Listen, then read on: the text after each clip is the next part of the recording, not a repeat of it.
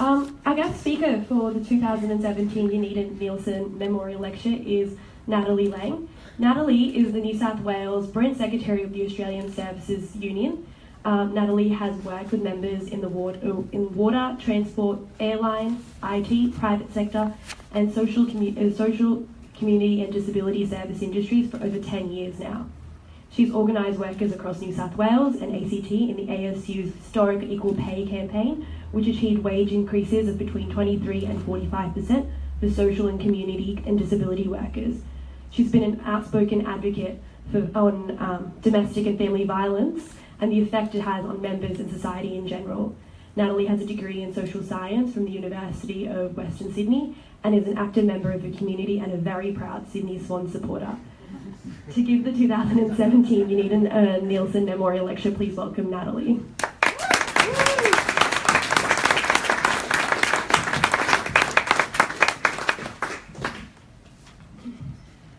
Thank you very much. I'd like to start by acknowledging the traditional owners of the land and pay my respects to elders past, present and emerging.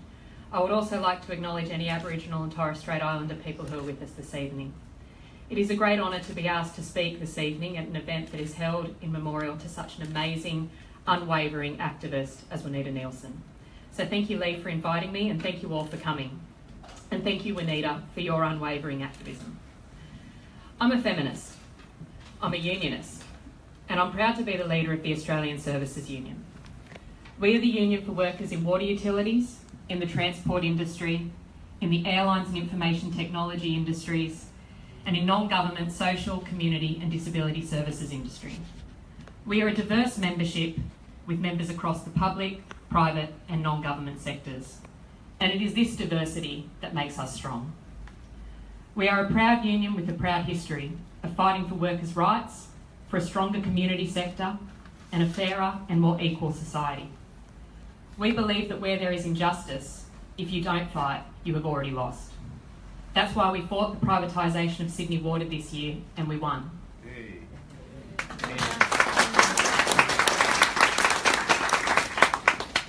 That's why when the federal government allowed our national rape and domestic violence telephone and online counselling service, 1800 RESPECT, to be run by a private insurance company for profit, we launched the No Profit from Rape campaign.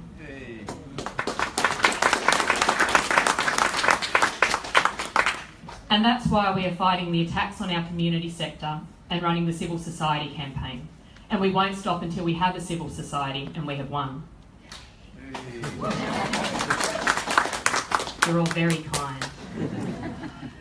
The problem is that it's 2017 in Australia and we don't have a civil society. That activists before us fought to challenge the ruling class, powerful governments, corporate greed and corruption. For decades they fought to make society more equal. But here we are in 2017, and despite the important progress that has been made, in many regards, it feels like perhaps we've gone backwards. We must put down our phones and lace up our boots, as there is still so much more to do. Right now, we are voting on whether two consenting adults who love each other should have the right to marry. A harmful, intrusive opinion poll that is not only deeply offensive, but incredibly expensive. In 2017, the Turnbull government is spending over $122 million on a harmful opinion poll, but can't find $8 million to fund the Rape Crisis Service to provide trauma counselling to women, men and children who've experienced terrible violence and rape. Nearly 50 years ago, the Rape Crisis Service was formed. 500 women, community members, activists and feminists gathered in Redfern Town Hall. They were mothers with their babies in tow, workers after a long day at work in their local retail outlet, women who were not there because they were paid to be, but because they were concerned community members attending a community meeting, just like this meeting today. They came together because for too long, women have suffered in silence. For too long, women have suffered appalling sexual violence at the hands of men, and the government, in fact nobody, has been there to support these survivors, to stand by them, to assist them to recover from the trauma, to take their fight for dignity, rights and safety to the government, and to demand better. these women came together and formed the Rape Crisis Centre. Soon after, these very women were successful in having the Whitlam government provide government funding to run the centre. But they didn't stop advocating. They fought for standards of service. They fought for wages. Then they fought for professional wages. Then they fought for equal pay. Then they fought for the funding for equal pay. They fought for changes in community attitudes to gendered violence. They fought for changes in government attitudes to gendered violence. They fought for their service and for the women who rely on their service. In 2010, as part of the National Plan to Reduce Violence Against Women and Their Children, our National Sexual Assault and Family Violence Counselling Service was formed, 1-800-RESPECT. You all know it yet. That incredible feminist-run activist organisation, the Rape Crisis Centre, was funded to provide the specialist trauma counselling to every person, women, children, men, who called our National Rape and Domestic Violence Counselling Service. They did so in a feminist, holistic and empowering framework, with a gendered analysis of violence. They did so working to a specialist counselling model that was developed over years, peer-reviewed, and is now internationally recognised as best practice. They did so drawing on their deep connection to their community, the survivor and activist community. They did so with no motivation for profit. They did so driven by a mission to put an end to rape and family violence, meaning they don't just counsel and support survivors on their path to recovery, but they engage politically to challenge community attitudes to women. They are advocates to government on behalf of those who experience this terrible violence. They engage in our community to make it safer and more respectful of women. And for nearly 50 years, they have supported some of the most betrayed and voiceless in our community. And for nearly 50 years, they have advocated to governments and spoken out against bad government policy on behalf of their service users.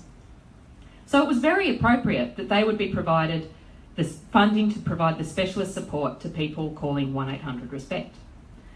But you see, when 1-800-RESPECT started, less than 20,000 people a year contacted the service for support. And then, with the leadership and outspoken activism of women like Rosie Batty and others, our awareness about family violence and gendered violence has increased. And women, and it is mostly women, were able to reach out for support. So demand for the 1-800-RESPECT service skyrocketed to over 60,000 contacts per year. Now, it's a good thing that awareness is being raised. And it's a good thing that people who have suffered often the most appalling violence that nobody should ever suffer are reaching out for support. But when you raise awareness, you must have somewhere for people to go for support. The counsellors simply couldn't answer all of the calls, not on the funding that they were receiving. So they asked for more, a proportional increase in funds to match the proportional increase in calls. But instead, the Turnbull government, in all their wisdom, gave $3.5 million to a private insurance company to implement a triage service. Right.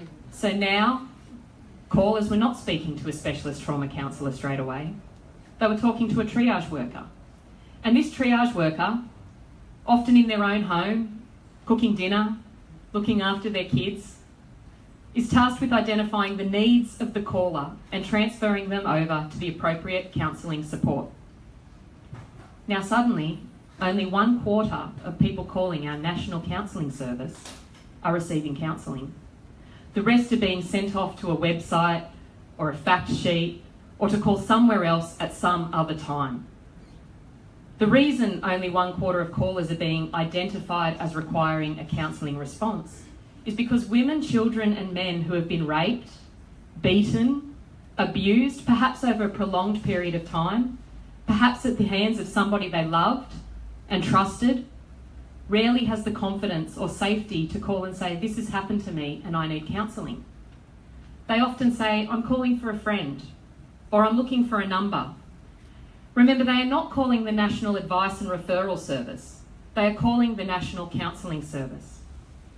When the calls were answered immediately by a specialist counsellor, the specialist worker would ask the right questions to eventually have the caller open up, often reveal that they have experienced violence and are in need of trauma counselling.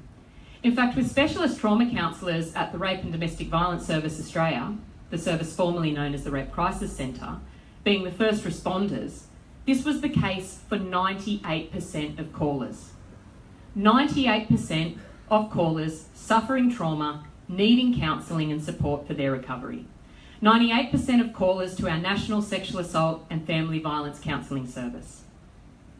But now, with a for-profit insurance company running the service, operating a triage model with workers based in their home, answering calls and being measured based on wait times and abandonment rates, only a quarter of calls are being referred on for counselling. And those who are often have to tell their story at least twice, which in itself is re-traumatising. And from the end of the month, when the new Medibank Health Solutions contracts kick in, calls and counselling sessions will be recorded. I've heard from numerous survivors of sexual and family violence who've contacted us to express their heartache at what has happened to 1800 Respect. Women who've been failed by the Minister and by Medibank Health Solutions. Some of these brave women, survivors, have even made submissions into a current Senate inquiry into the matter. One survivor wrote in her submission on the interaction with the triage model. Again, I was on the phone for over 45 minutes, and at no point did she, the triage worker, offer to transfer me to a specialist trauma counsellor. This was despite me crying and indicating that I was highly traumatised. As a victim survivor, the triage model is humiliating. It forces you to audition before a gatekeeper who ultimately gets to decide whether you are sufficiently traumatised to be patched through to a counsellor. This is fundamentally disempowering. The triage model also requires the victim survivor to repeat their story, something which is deeply re-traumatising. She later retells of another encounter with the triage model. I then asked what strategies the triage worker advised using to cope with the impacts of vicarious trauma and dealing with the distress that follows receiving a disclosure. She indicated that going out with friends for a glass of wine was one way that she could unwind. At no point had she scanned for any drug or alcohol issues, and it felt deeply inappropriate to suggest alcohol as a potential coping mechanism. Comrades, what has happened to our National Rape and Domestic Violence Counselling Service? It's 2017 and women will be recorded. This vital service no longer run by specialist feminist activists, but by a private insurance company for profit. And will MHS be speaking out against government policies when they are not in the interest of women, children and men who have experienced terrible violence? Will they be fighting to end violence against women? Will they be campaigning tirelessly to change the community attitudes towards women that lead to rape and gendered violence? I dare say not, because rape and domestic violence is a business model for them. And they're not ashamed of this. In fact, Andrew Wilson, Medibank's group executive, was in the media recently saying, "We have put a stake in the ground." I'm sure he sounds like this.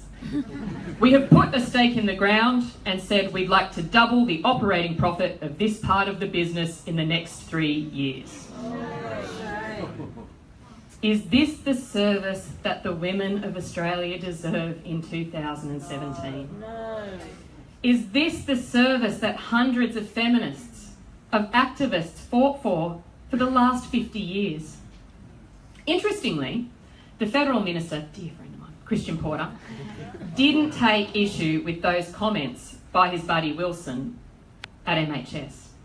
He did, however, put out a press release on International Women's Day this year calling me, my union, and our members running a campaign to stop profit from rape as disgusting and dangerous.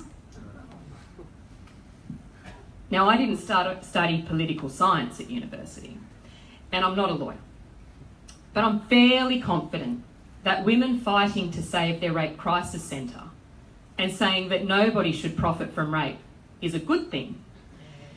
And I'm going to say that a government allowing a private insurance company to profit from rape, and that company then boasting about its profits from the service, are a little more on the disgusting and dangerous side. But maybe I am just a disgusting and dangerous working class woman from the western suburbs, so what do I know? Well, I'd like to share a few things that I know. I know that every person who reaches out for support after they have experienced sexual assault and family violence must receive that support. That no call should go unanswered. That no person living with the trauma should have to wait for support. I also know that when you encourage those who've been betrayed by often people they trusted or knew or loved to reach out for help, it is critical that that first response must be a quality response, or they may never reach out again. I know that we need non-government feminist organisations to provide these services from a feminist, holistic and empowerment framework. I know that we need feminist services because they will advocate and speak out against bad government policy if it is detrimental to the vulnerable people they support. I know that community not-for-profit organisations exist to end disadvantage, not to profit from it. And conversely, for-profit companies rely on disadvantage because that's their business. I know that cutting trauma counsellors because we need more advice and referral makes about as much sense as saying, gee, we need more ambulances on 000s, so we'll cut the fireys. I know Jim's in the room. Makes a lot of sense, doesn't it, comrade? I know that what it would cost to properly fund 1800-RESPECT to answer every call with a specialist trauma counsellor at Rape and Domestic Violence Services Australia is about $8 million, a drop in the ocean of a federal budget. And just quietly, I know where about $122 million of that federal budget could be found and better spent. I know that women, children and men who've been raped or experienced terrible violence should rate number one on the national priorities. I know that recording women when they call the National Rape and Domestic Violence Service for support is just not okay. Nobody, absolutely nobody, should profit from rape or violence. The neoliberal government policies that allow our rape crisis service to lose its funding and a private insurance company to run our national rape and DV hotline are being introduced throughout our community sector. Sadly, the No Profit from Rape campaign is not a standalone horror story like a chapter from The Handmaid's Tale. Rather, it is a case study of an increasing and worrying trend in the funding of our vital human services. Almost every single person living in the Australian community will come into contact with a social community or disability service in their lifetime. Whether it's the home care service supporting an ageing relative to live independently in the community, or the local youth service who runs the after-school program to support young people to remain engaged in employment or education. Perhaps it's the local job network assisting to find employment, or the disability service that's working with the family whose child was born with a disability. It might be the local neighbourhood centre providing community participation, the new parents group, the community transport to the local shops, the women's refuge, the rape crisis centre. These vital community services support every member of our community, but often it is the most marginalised, the most disadvantaged, and at the worst time of their lives who rely on the community sector. Community services save lives and they make lives better. They see disadvantage and inequality and they say no, that it is unacceptable, and they fight to eradicate it. They don't just provide support to those who need it, they ask the government, why in this day and age are there people experiencing this disadvantage to need support? They don't trade on inequality, they fight it. Now it's important to know that it never rained pennies from heaven to form any of these services. No government of any political persuasion simply woke up one morning and thought, hey, here's a great idea on how we can support our most vulnerable. No, didn't happen. Community services were formed by activists who didn't accept the status quo, who were deeply connected and driven by their community to demand a better deal. Activists built these services, fought for their funding, and have fought ever since for the people that they support. Just as 500 feminists formed our rape crisis service in Redfern Town Hall nearly 50 years ago. That's how our neighbourhood centre, our youth centre, our women's refuge, our disability service, our migrant resource centre, That's how they were formed. Activists identified an injustice, a need. They formed a service. They were activists to the government to have that service funded. And through their activism and collaboration with other services, they innovated new holistic responses to support their service users and to eradicate disadvantage. And it is up to us, activists, to now save these services. The workers in these services formed a union, the Australian Social Welfare Workers Union, predecessor to the ASU, and they fought to be recognised as workers, and they won. They fought for a set of minimum working conditions, and they won. Then they fought for minimum wages, and they won. They fought for equal pay, and they won. Yes, there were losses along the way, and we should acknowledge this, but through decades of organising and struggle, there were also very significant wins. Now the sector faces a crisis. Liberal coalition governments at both the state and federal level have waged war on working people and the services that support them. They are attacking our services through short-term funding contracts, allowing profit-making corporations to tender for services, and forcing community services, who come from decades of collaboration, to compete with one another for funding. Compete based on cost, driving down working conditions, delivering the lowest possible tender price, not the best possible service. We can see this where the specialist workers at Rape and Domestic Violence Services Australia, a unionised workforce with decent pay and job security, are defunded. And instead, 3 other services are funded to provide what they argue is the same work, but at significantly reduced wages and on universally insecure fixed-term contracts. Not one permanent job providing counselling on 1800 Respect. And this is the approach that the New South Wales and federal governments want for all community services. Let's be very clear here. The government is responsible for this decision to cut working conditions. They control the purse strings. They make the public and funding policy that allows this to happen. They want to divide the sector, because if we are fighting with each other, we can't focus on fighting them, on fighting inequality, on fighting injustice. They are trying to peg workers against services and services against workers. It's the oldest play in the neoliberal playbook. What does this mean for all of society? Well, it means growing inequality. The top 1% own more wealth than the bottom 70% of Australians. Income inequality is the highest that it has been in 76 years.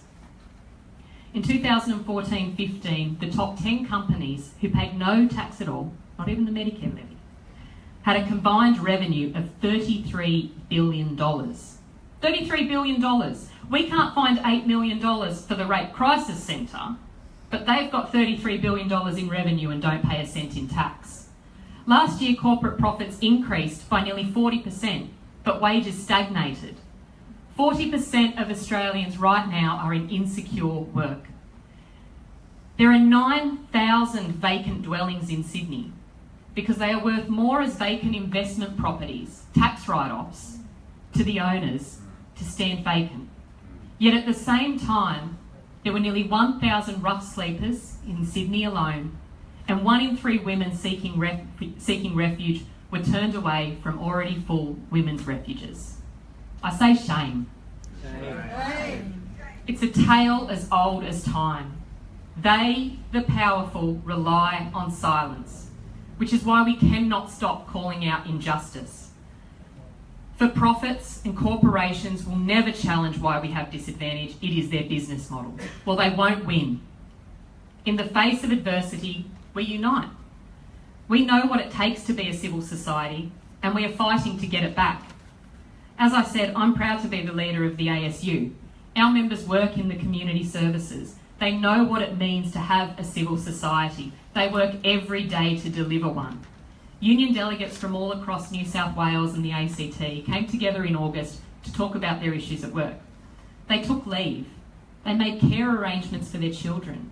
They got out of bed at 4 a.m. to travel from Albury Lismore, Broken Hill. They jumped on planes, they hopped in cars, they travelled in their own time to come and meet together about building a civil society. And much like the 500 women who gathered at Redfern Town Hall to form the Rape Crisis Centre, much like community meetings to save Sirius, much like this gathering tonight, they came together to make things better. They talked about their issues. Some are industrial, insecure work, lack of respect at work, a need for skills and qualifications to be recognised and valued, fighting for paid domestic violence leave.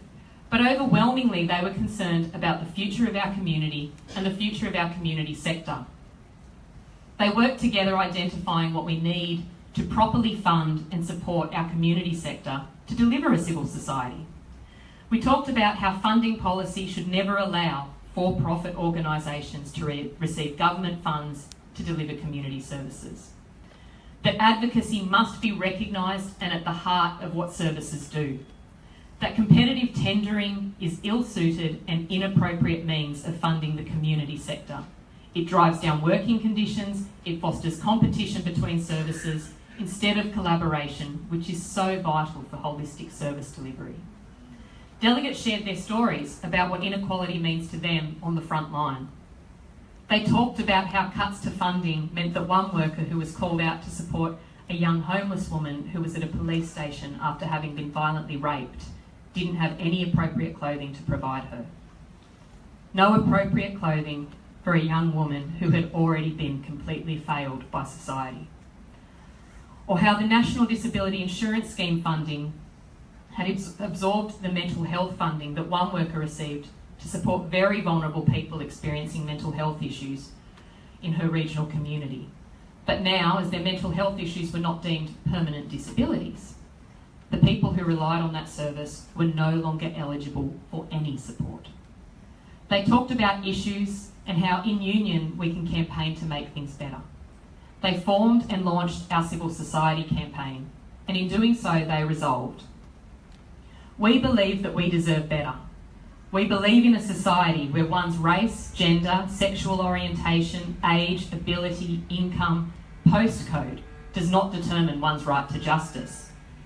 That values and encourages the participation of all, where those who can help those who need it, where no one is left behind. We believe in a civil society.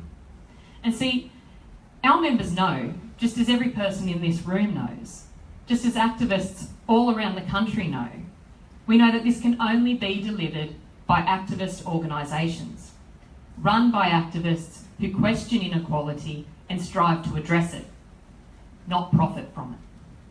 We will only ever be able to achieve this if we all put down our phones and lace up our boots. We may not win every battle, but we have to fight them, because to not fight them is to have already lost. We have to build our movement by drawing on our wins, learning from our losses, and growing in our solidarity to win the war. This means discipline.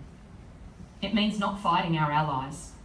The Tories, the government, they will always try to divide us, to wedge us, because they know, as we know, that our unity, our solidarity is our greatest strength.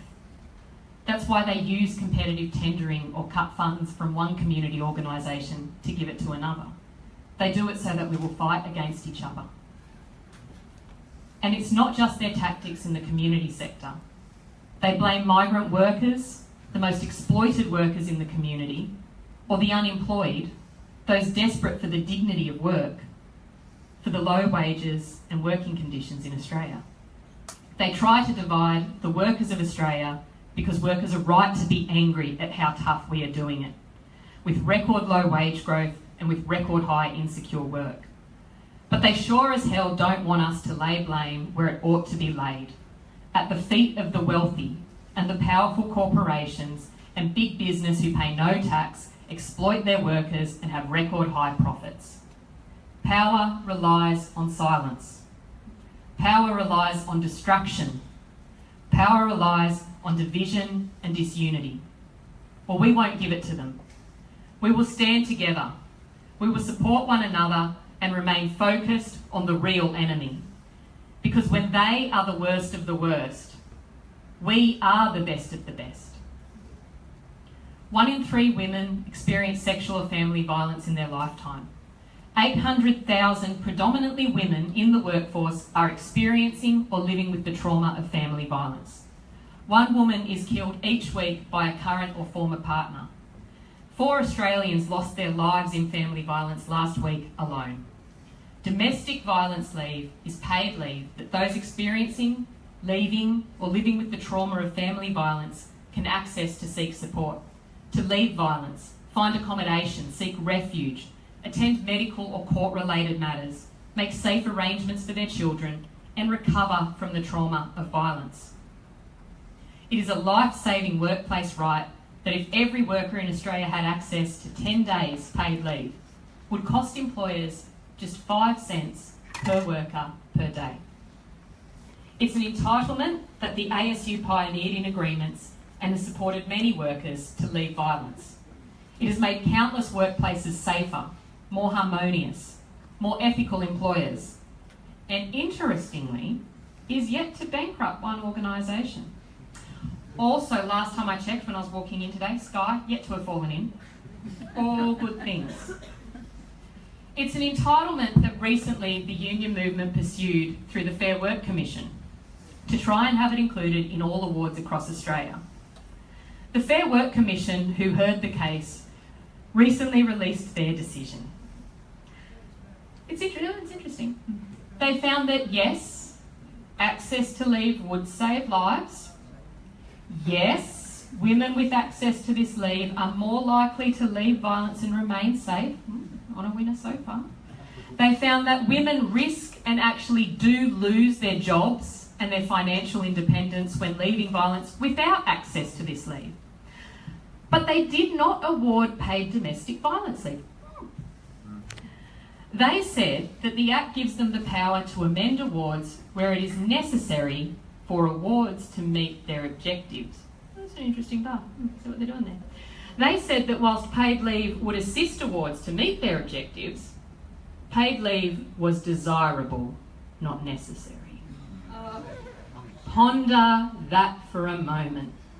Ponder the message that we have just sent to every woman living with that trauma of violence about what their life matters. A workplace entitlement that has huge social and economic benefit, that would actually save lives and assist to reduce family violence, is desirable, not necessary.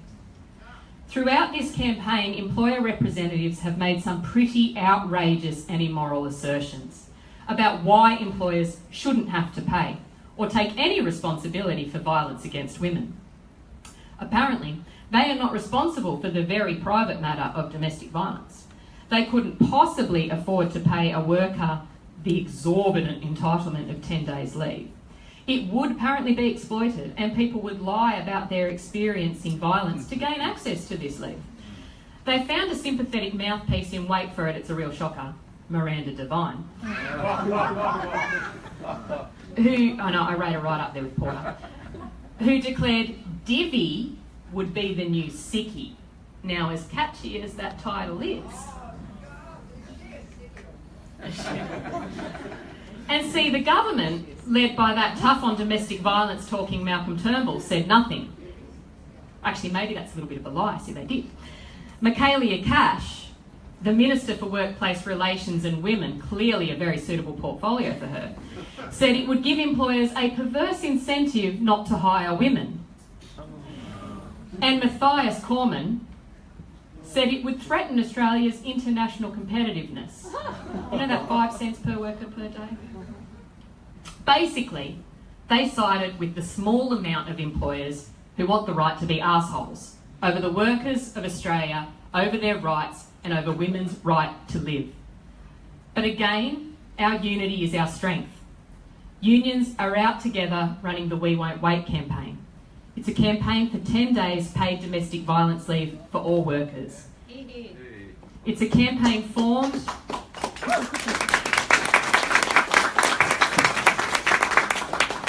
It's a campaign formed by union members who are working in the services that support women experiencing and leaving violence. A court will never award us justice. but we will hold our governments to account and demand justice.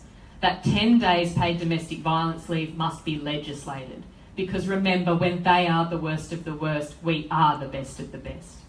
And when we put on our boots and take to the streets, as we did and do for domestic violence leave, as we are to save the Rape Crisis Centre, as the community has for marriage equality, that's when we are at our most powerful. Smartphones have taught us to expect instant gratification. You want to do your grocery shopping, you can do it right now. I see some of you probably are. You want to book your next holiday, you can do it right now. You want to order food, you can do it right now. You want to start a petition, you can do it right now. If you want to communicate with your mates, you can do it right now. But not everything can be achieved with one click on one smartphone. Great social change takes longer. I know that you all know this. That's why you're here. Our Rape Crisis Centre, our community services, they weren't formed in a day.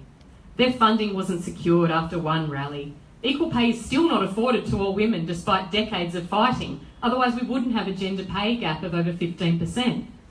But each campaign brings us closer.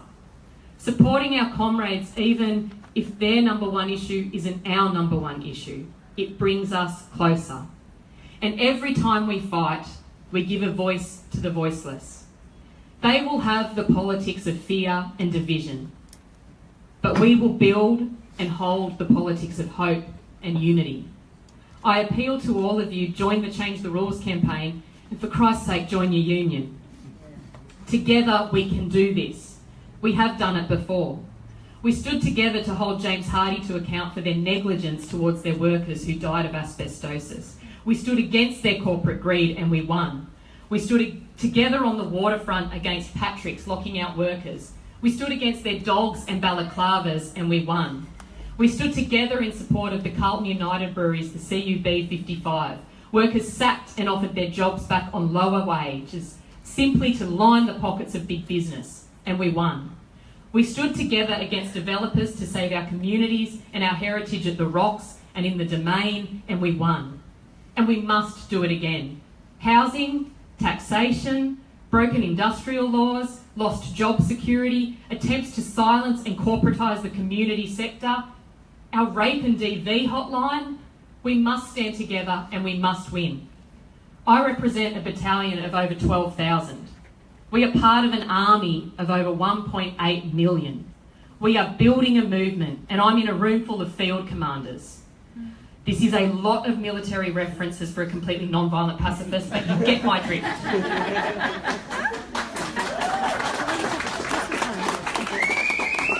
We won't stop fighting because we know what is at stake if we do.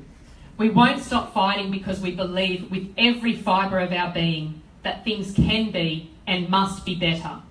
We believe in a civil society, and not the kind that's made up of nice morning teas and corporate breakfasts, but a civil society where the right and dignity of a home is the right that every one of us enjoys. The right and dignity of a safe home and community where women are valued, treated with respect and free from gendered violence is a national priority. The right to work, to decent work, to well-valued, meaningful and secure work is enjoyed by all who want it. Where paid domestic violence leave, a workplace right that will save lives and make a dint in poor attitudes to women, is necessary, not just desirable. Where every one of our sisters and brothers in humanity can seek refuge and be granted refuge with dignity and respect. Where the heritage of our cities, towns and communities is more valuable than harbourfront mansions with great views for the few who can afford it. Where the services that support our most vulnerable are supported by governments to speak out against injustice, to pay workers properly for their highly skilled, important work, and where we don't have to compete in the Disadvantage Olympics just to get the crumbs of funding from the government. Where our First Nations workers are celebrated and not exploited. Where one's right to get married is based on if they are in love, not who they love. Where public assets and utilities are run for the betterment of our community, not to line the pockets of corporations. Where every single member of our community can receive a world-class education and health service, because the basic human rights of education and health should not be reserved for the wealthy. Where our public broadcasters are valued for challenging the government, not attacked for it. Where our aged community are celebrated and thanked for a lifetime of contribution, not abandoned. Where people with disability are provided with a national disability insurance scheme that delivers skilled and accredited care, not the lowest possible unit price.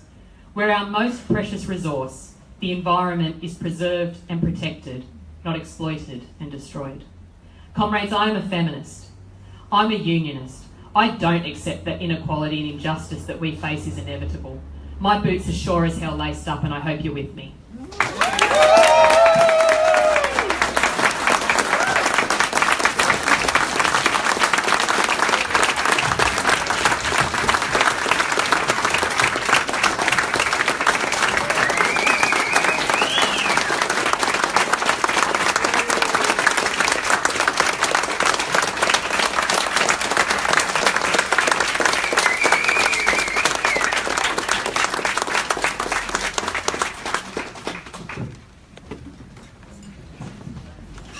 Thank you, Natalie. That was incredible. Tonight's speeches by Abigail and Natalie will shortly be available on the website of Senator Lee Rhiannon. We have time for a few questions, so if you want to grab some questions from the floor now, I'll open it up to you guys.